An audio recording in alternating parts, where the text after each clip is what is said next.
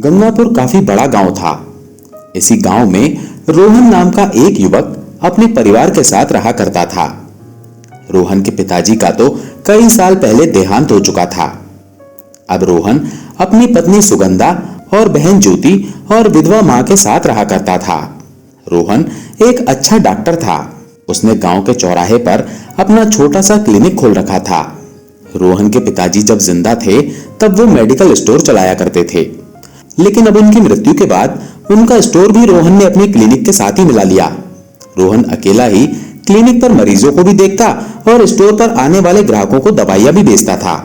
जब से रोहन के पिताजी की मृत्यु हुई थी तब से रोहन नास्तिक हो गया था। भगवान से रोहन का विश्वास ही उठ गया था। नहीं तो उससे पहले रोहन और उसके पिताजी हनुमान जी की आराधना किया करते थे। रोहन के पिताजी ने तो एक छोटी सी सुंदर सी हनुमान जी की प्रतिमा अपने मेडिकल स्टोर में स्थापित की हुई थी, जो कि अभी तक स्टोर में ही स्थापित थी। लेकिन अब रोहन ने उस प्रतिमा पर एक पर्दा डाल दिया था।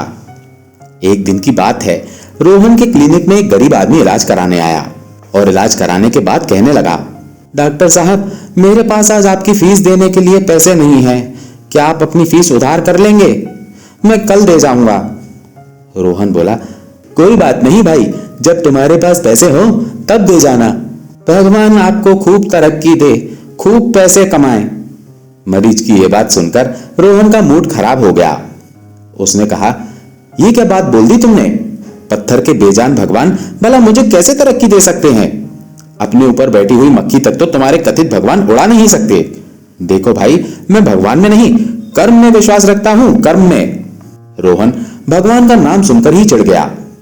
ऐसे ही एक दिन की बात है, रोहन क्लिनिक जाने के लिए तैयार हो रहा था और उसकी बीवी सुगंधा कृष्ण जी की पूजा कर रही थी। तभी रोहन सुगंधा को आवाज देता है, सुगंधा, मेरा नाश्ता तैयार है क्या? मुझे जल्दी से नाश्ता दो, मैं क्लिनिक के लिए लेट हो रहा हूं। तभी रोहन की बहन ज्योति नाश्ता लेकर टेबल पर रख देती है और कहती है, भैया, भाभी अभी पूजा कर रही है, आपको कुछ और चाहिए तो मुझे बता दीजिए, मैं ला दूंगी। तभी वहां पर सुगंधा भी आ गई। रोहन कहने लगा, क्या सुगंधा, तुम्हारे पास अपने पति के लिए नाश्ता बनाने का समय नहीं है, लेकिन पूजा पाठ करने के लिए खूब समय है। अरे आखिर क्या मिलता है तुम्हें इन भगवानों की पूजा करके? सुगंधा बोली, अरे ये कैसी बातें कर रहे हो आप? ठीक है, आपकी आस्था किसी भगवान में नहीं है, लेकिन इसका मतलब ये तो नहीं ना कि आप भगवान के बारे में कुछ भी बोलोगे। ज्योति भी कहने लगती है, भैया, भाभी सही बोल रही है, आपको ऐसा नहीं बोलना चाहिए।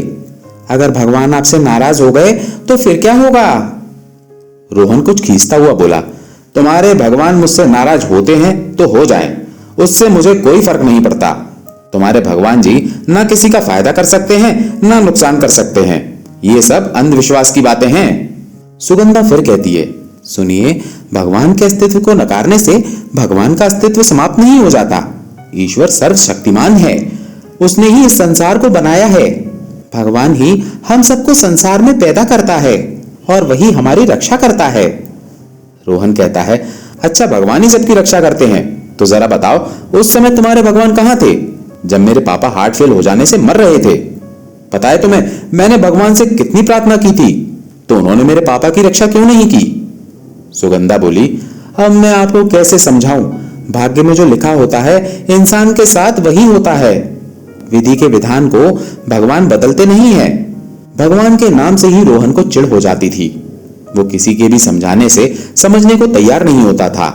इसलिए रोहन अपनी पत्नी से भी चिढ़ गया और बिना नाश्ता किए ही घर से चला गया। ऐसे ही एक दिन की बात है, रोहन अपने घर से अपने क्लिनिक की तरफ जा रहा था। तभी उसे रास्ते में एक महिला मिली और कहने लगी, सुनो भैया जी, क्या तुम मुझे बताओगे पुजारी रामनाथ जी का घर कहाँ है? रोहन उसे पता समझाने लगता है, देखिए, आप यहाँ से सीधी चले जाइए, आगे जाकर एक सरकारी नल आपको मिलेगा, उस नल के बराबर वाली गली में ही पुजारी जी का घर है। महिला कहने लगी, देखो भैया, मैं बहुत देर से पुजारी जी का घर ढूंढ रही थी, लेकिन मुझे मिल ही नहीं रहा था। तुमने मुझे सही पता बताकर मेरी परेशानी दूर कर दी। भगवान तुम्हारा भला करे। भगवान तेरा धन्यवाद। ये बात सुनकर तो रोहन फिर चढ़ गया। अरे वाह, तुम्हें पता मैंने बताया है और धन्यवाद भगवान को दे रही हो। भगवान को धन्यवाद देना था तो पता भी अपने भगवान से ही पूछ लेती ना। ये बोलकर रोहन आगे बढ़ गया। वो महिला मन में सोचने लगी, बड़ा ही अजीब आदमी है ये, भगवान को धन्यवाद देने पर कैसे चिढ़कर चला गया। ऐसे ही एक दिन की बात है, रोहन अपने मेडिकल स्टोर पर एक ग्राहक की दवाई निकाल रहा था। तभी एक धार्मिक संस्था के कुछ लोग चंदा इकट्ठा करने के लिए रोहन के पास आए और कहने लगे, रोहन बाबू, हनुमान मंदिर का मेन गेट बहुत ही जर्जर हो रहा है, गेट की मरम्मत करवानी है, हनुमान जी के नाम पर कुछ चंदा हमें दे दीजिए। रोहन उनसे बोला, देखिए, गरीबों की मदद के लिए या समाज की भलाई के कामों के लिए मैं चंदा दिल खोलकर दे दूंगा, लेकिन किसी भगवान के लिए चंदा नहीं दूंगा। ये सुनकर उनमें से एक व्यक्ति बोला, डॉक्टर साहब, तुम्हारे पापा तो हनुमान जी के बहुत बड़े भक्त थे, लेकिन तुम कैसी बातें कर रहे हो, क्या हो गया है तुम्हें?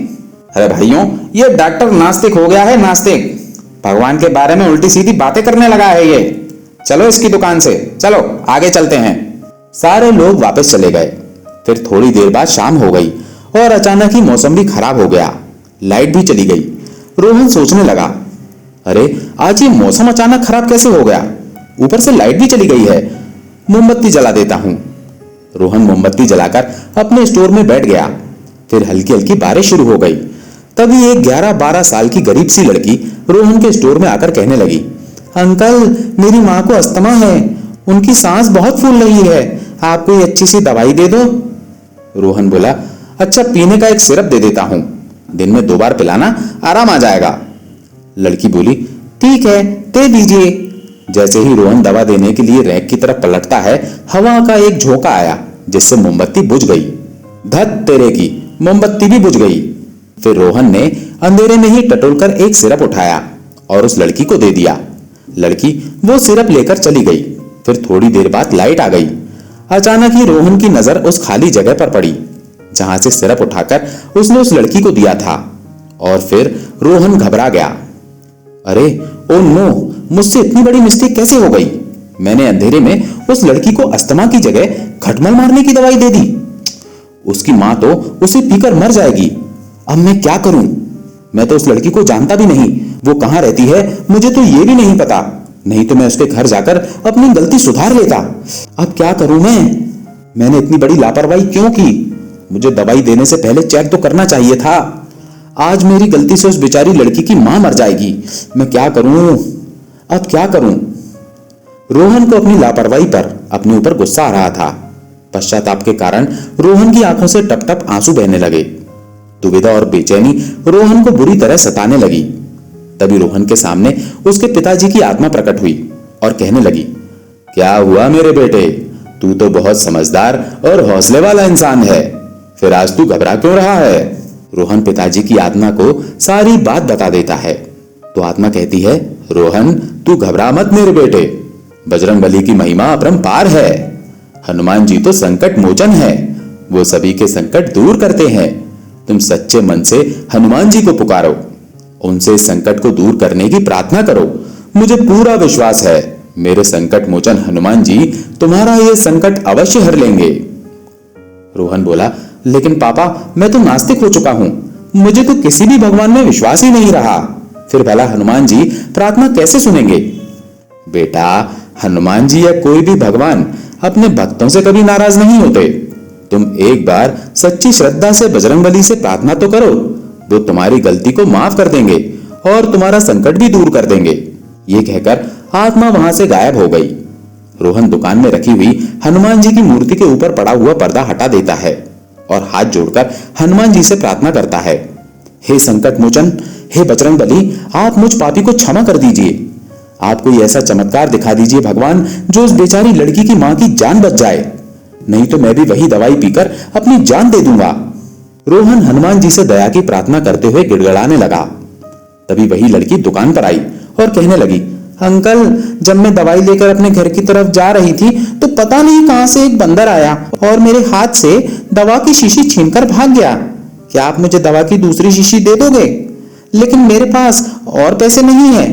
हनुमान जी का यह चमत्कार देखकर रोहन तुरंत हनुमान जी का धन्यवाद देने लगा। हनुमान जी, आपकी महिमा अपरंपार है प्रभु, आपने मुझे बहुत बड़े संकट से बचा लिया। आपकी जय जयकार हो बजरंगबली, जय जयकार हो। और फिर रोहन दवाई की सही वाली शीशी लड़की को दे देता है।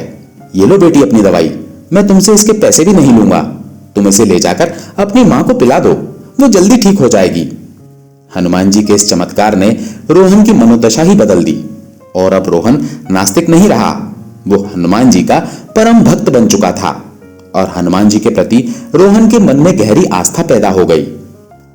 सदियों पहले की बात है, एक बार समस्त श्रेष्ठ गण, विद्वान पंडित और ऋषि मुनियों के लिए एक सभा आयोजित होती है, जिसमें महर्षि वशिष्ठ, महर्षि विश्वामित्र और नारद जी जैसे महान विद्वान शामिल होते हैं। वे सभी आपस में इस बात पर चर्चा करते हैं कि भगवान राम का नाम स्वयं श्री राम के अस्तित्व से भी बड़ा है। उसी सभा में भगवान राम के परम भक्त हनुमान जी भी मौजूद होते हैं। हनुमान जी उन सभी की बातों को बड़े गौर से सुन रहे थे। तभी नारद मुनि हनुमान जी की तरफ देखते हैं और मनी मन सोचते हैं, राम का नाम स्वयं राम के अस्तित्व से बड़ा है और इस बात को तो मैं सिद्ध करके ही रहूंगा। कुछ देर बाद सभा का समापन होता है। सभी ऋषिगण वहां से प्रस्थान के लिए खड़े होते हैं तो हनुमान जी सबके अभिनंदन के लिए खड़े हो जाते हैं। नारद जी हनुमान जी के पास आते हैं और उनसे कहते हैं, नारायण नारायण, क्या बात है हनुमान जी, आप सभी ऋषिगणों का कितना आदर करते हैं। जैसे ही सभा समाप्त हुई आप उनके अभिनंदन के लिए खड़े हुए, लेकिन एक बात आपको अजीब नहीं लगती? हनुमान जी ने पूछा, कौन सी बात देवर्षि? आप स्पष्ट शब्दों में कहिए कि आप कहना क्या चाहते हैं। नारद जी बोले, ऋषि विश्वामित्र तो एक राजा हैं और फिर एक राजा का ऋषि के रूप में अभिनंदन कैसा? मुझे तो ये बात ठीक नहीं लगती। हनुमान जी देवर्षि नारद की इस बात को भली भांति समझ जाते हैं कि वो क्या कहना चाहते हैं। इसलिए जब सभी ऋषिगण वहां से प्रस्थान करते हैं तो हनुमान जी हाथ जोड़कर उन सबका अभिनंदन करते हैं, लेकिन ऋषि विश्वामित्र के जाने पर वो ऐसा नहीं करते, जिससे इसे अपना अपमान समझकर ऋषि विश्वामित्र बहुत क्रोधित हो जाते हैं और वो चिल्लाते हुए श्री राम के पास जाते हैं और कहते हैं, हे राम, तुम्हारे भक्त हनुमान ने मेरे अलावा सभी ऋषिगणों का अभिनंदन किया और जानबूझकर मेरी अनदेखी की, इसका दंड तो उसे मिलना ही चाहिए। ऋषि विश्वामित्र भगवान राम के गुरु थे, जबकि हनुमान उनके प्रिय भक्त, उनके लिए दोनों ही महत्वपूर्ण थे। मगर इस संसार में गुरु का स्थान तो सबसे ऊंचा होता है, इसलिए श्री राम विश्वामित्र के शब्दों की अवहेलना नहीं कर सकते थे। काफी सोच विचार करने के बाद श्री राम विश्वामित्र जी से कहते हैं, हे गुरुदेव, आप ही बताएं कि इस अवहेलना के बदले हनुमान को क्या दंड दिया जाए। उनकी बात सुनकर ऋषि विश्वामित्र क्रोधित हो जाते हैं और उनके ऊंचे स्वर से समस्त सभा कांप जाती है। राम, हनुमान को मृत्यु दंड दिया जाए और उसे मृत्यु दंड तुम्हारे हाथों दिया जाए, यही इसकी सजा है। अपने गुरुदेव के मुंह से ऐसी बात सुनकर श्री राम आश्चर्यचकित हो जाते हैं और हनुमान जी के लिए अपार प्रेम होते हुए भी ऋषि विश्वामित्र की बात का समर्थन करने पर विवश होकर कहते हैं, हनुमान, तुम्हारा यह दंड क्षमा योग्य नहीं है, तुम्हें मृत्यु दंड अवश्य दिया जाएगा। हनुमान जी बड़े विनम्र स्वर में कहते हैं, जैसी आपकी इच्छा प्रभु, आपके हाथों मृत्यु पाना तो मेरा सौभाग्य होगा।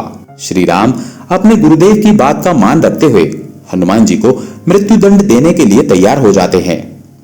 हनुमान जी अब असमंजस में पड़ जाते हैं, मगर तभी देवर्षि नारद उनके पास आकर कहते हैं, नारायण नारायण, राम भक्त हनुमान, मेरी मानो तो राम नाम में लीन हो जाओ, हो सकता है उनके नाम में लीन होने से स्थिति में परिवर्तन हो जाए। नारद जी की बात मानकर हनुमान जी जंगल के बीचों बीच एक पेड़ के नीचे बैठकर राम नाम का जप करने लगते हैं। जय श्री राम, जय श्री राम, जय श्री राम, जय श्री राम।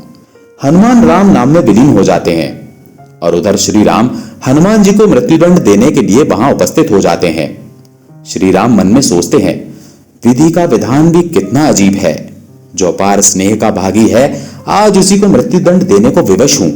भगवान राम ख्यालों में खोए हुए ही होते हैं कि तभी उन्हें अपने गुरु विश्वामित्र के अपमान का स्मरण आता है और वो क्रोधित अवस्था में आकर अपना बाण निकालकर हनुमान जी की तरफ छोड़ देते हैं, किंतु उनके बाणों का हनुमान जी पर कोई असर नहीं होता। वो सोचते हैं, ये कैसी विडंबना है, मेरे सभी बाण निष्क्रिय क्यों हो रहे हैं। हनुमान जी आंखें बंद करके लगातार राम नाम का जप किए जा रहे थे। श्री राम अपनी हर बलशाली शक्तियों का प्रयोग करके थक जाते हैं, किंतु वो हनुमान जी का बाल भी बांका नहीं कर पाते। राम जी आश्चर्यचकित होकर कहते हैं, कुछ भी हो हनुमान, लेकिन तुम्हें मृत्युदंड तो मैं देकर ही रहूंगा। अपने गुरुदेव को दिए वचन का पालन मुझे करना ही होगा। इतना कहते ही श्री राम ब्रह्मास्त्र का आवाहन करते हैं और उसका प्रयोग करने लगते हैं। वो जैसे ही ब्रह्मास्त्र का प्रयोग करते हैं तो तीनों लोकों में हाहाकार मच जाता है।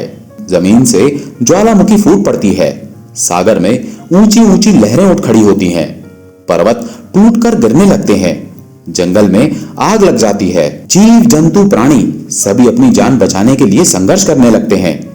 किंतु राम नाम में लीन हनुमान जी अभी भी राम नाम के जप में लीन रहते हैं।